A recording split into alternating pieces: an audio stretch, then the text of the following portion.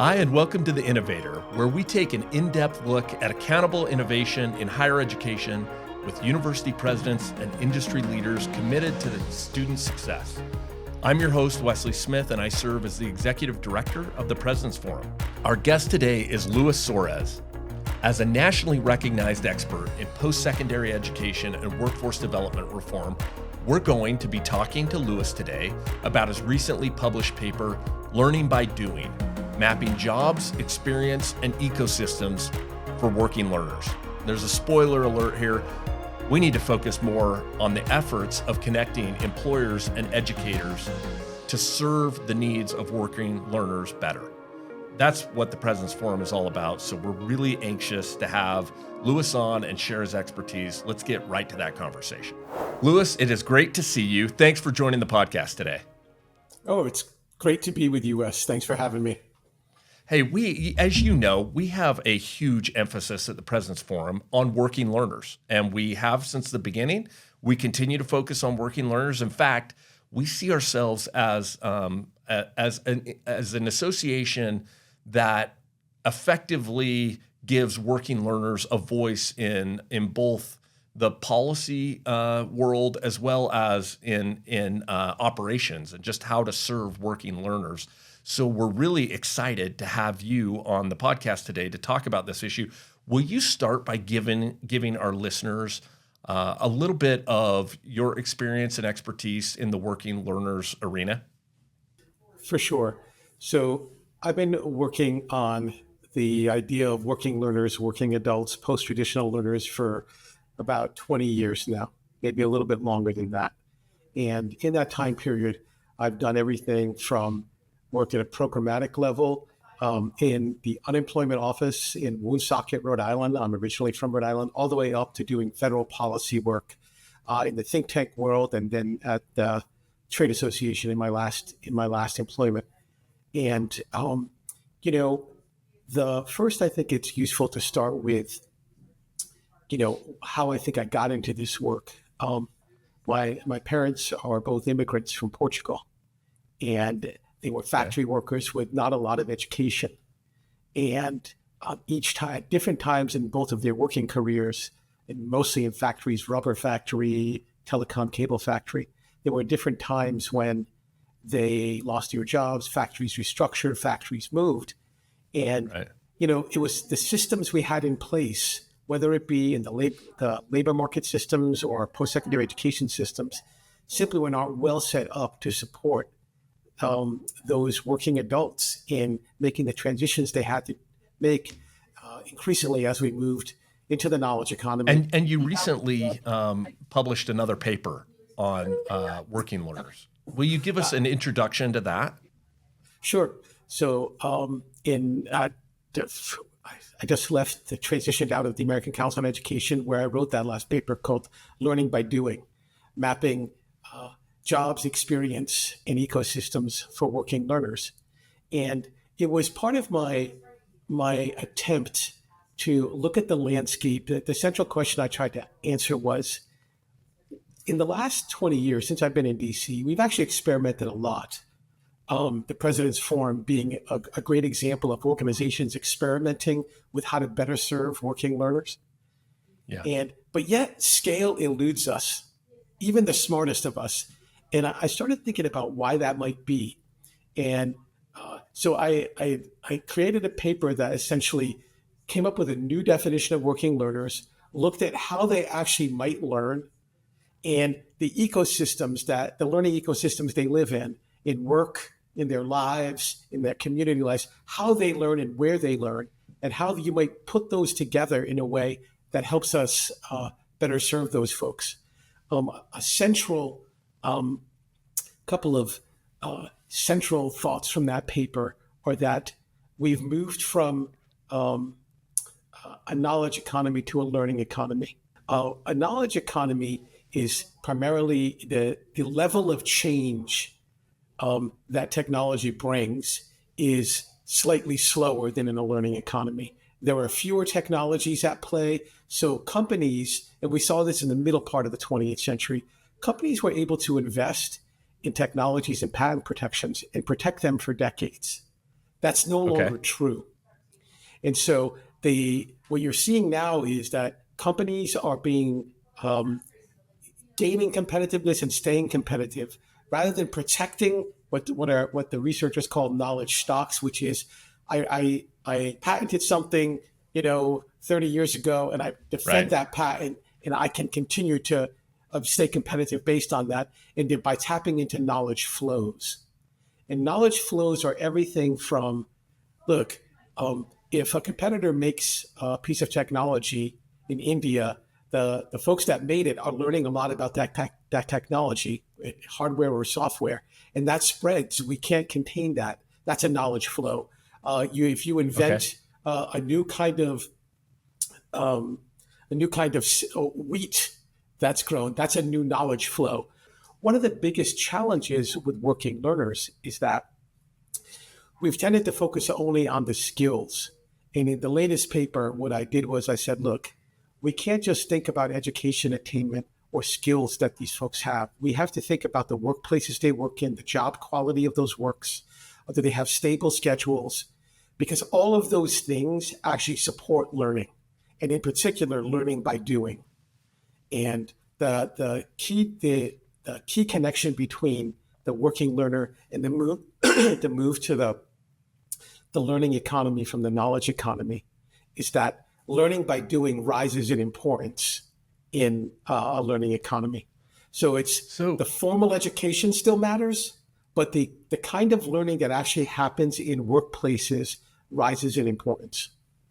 So the difficult part of learning by doing has always been, how do you measure and essentially how do you credential learning by doing? It's a different type of learning than we've ever developed systems to handle. Do you have do you have some recommendations on how we start to look at that for, as you're previously made the point, scale eludes us and it's really hard to scale that. So what are the next steps in learning by doing? How do we build systems around that? Sure. I think in some ways we've already been building them, especially as both work itself has become more digital and we're able to understand what working learners are doing in workplaces because they're doing it interacting with technology and we can track that. Um, Other pieces of it are the amount of more formal learning people are doing in digital settings. So we're developing the skills. So that's one part, is the amount of work that's done in interaction with technology is allowing us to track people's Right. performance in their jobs. So that's a Okay. piece. Another piece that's been emerging already, if I can just say this, is that, I think there are members of the President's Forum that are involved in the Open Skills Network.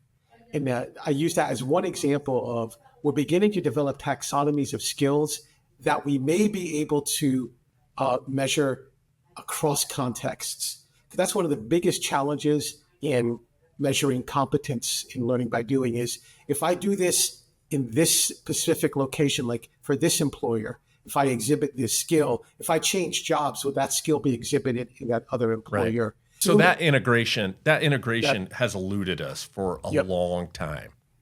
How do you have any ideas on how that integration begins? I mean, you've seen this from being on workforce boards and working with individuals who have been laid off and have skills. You've seen it from the academic side. I mean, you understand how higher ed institutions look at this, and learning by doing can be elusive at academic institutions at times. But I get your point. We need to integrate it better.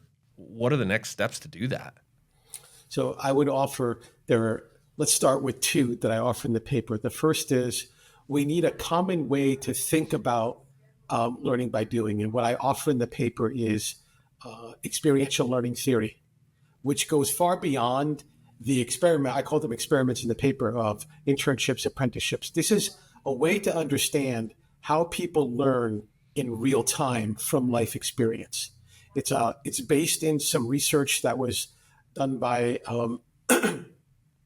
done through the 60s and 70s, largely with folks in college settings. So we need to expand the literature base there. But it was a way to say it's a theory of learning that's based on, look, wherever I am, if I'm intentional, I can actually go around a cycle of learning to know what I learned by doing, you know, using the new machine on the factory floor, using the new software that helps me track inventory in a warehouse, interacting with the robots. So we all need to become much more intentional about that theory. There are different tools that measure how I understand learning versus you understanding learning, and how we then can bring those two together to look at how, like, to decide, okay, based on the way we're understanding learning now in real time, what am I learning? So that's one. So a common theory. The other is to actually document, okay, what do we mean by learn by doing? And so in the paper, I draw on, there's a rich body of innovation literature, in particular in developed countries in Europe. We have it here in the US, but it's been less of a focus. A lot of the focus of research in the US is on how university-based research creates new knowledge. In Europe, they do a lot more work about how once a technology is in production, how that actually creates new knowledge. It's called learning by doing. That's where the term came from. My argument is, how do we engage with the learning that person's already doing? Our primary mechanism for doing that is a credit for prior learning system, which is a feeder. Right. What I'm saying is we have to go actually deeper. Colleges will win if they end up creating a learner profile of that working learner. Absolutely. That takes them in, says, look, I don't just see this person as someone I can educate the next level. I'm entering into a lifelong relationship with them, and I'm going to connect to the learning they're doing at any given moment, at least digitally. Right. And I love this. That's the first part, is I'm entering a lifelong relationship with them. The second is, I call it the platform that, in many ways, especially the larger online shops and more experienced ones like many President's Forum members, they really do behave as a platform business, where it's like, I have certain things, I store a lot of information, content, and learning on my platform. I learn a lot by every new student that goes through my platform. And hopefully I'm doing that to get better at educating them and getting them to a credential. But what if we actually looked at that capability to be a place where people bring learning, they pass through, they learn some more, and they go out? What if we actually make that living? So like, you get a subscription to a college, and it's ongoing, not only learning, but also ongoing coaching, a place of peer connections with other folks at given moments. We need to go much richer and deeper into tuition assistance benefit. We need to connect that to not only, I think, enhance the monies we invest through that vehicle, because something like tuition assistance benefit is at the heart of learning by doing, because you're working, and there's something that forces the relationship between the working learner, the employer, and education providers there. And I know that there are many ecosystem. Yeah, there are many experiments happening there, but this deeper exploration of how that working learner actually learns in workplace settings, how that's converted into knowledge creation that actually gets them a benefit, which goes to my second one. We need to bring together education and labor market policy. I couldn't agree more on that. WIOA and higher education policy need to be aligned. We have to have, labor policy is not disconnected from education. Yeah, and in addition to bringing those strands together, we need to add some form of the job quality public conversation in the U.S. back into this conversation, because when you look at the data on the taxonomy of job quality, it's not only about the basics of, for example, health insurance and a good wage and things like that. It's also about TA, tuition assistance, but also about how much do you interact with technology on the job? How much training do you get on the job? The further you move down the educational attainment ladder, the less access you have to any of those things. So workplaces also need to be designed in a way. And that in part, that's not only public policy, but in part public policy has something to say about that. Right. Yeah, it's a big part of it. Yeah, it is a big part of it. So it's WIOA, Higher Ed Act, and then some of the other vehicles we use in labor market policy that, are at the intersection of DOL and HHS and things like that, that perhaps combining them in ways we haven't thought of before.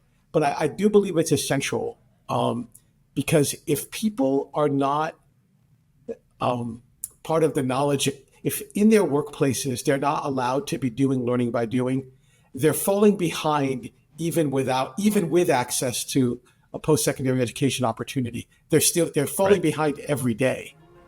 Yeah. Well, fantastic. Thank you, Louis. Thanks for joining us. We look forward to the next time we can talk. Thanks, Wes.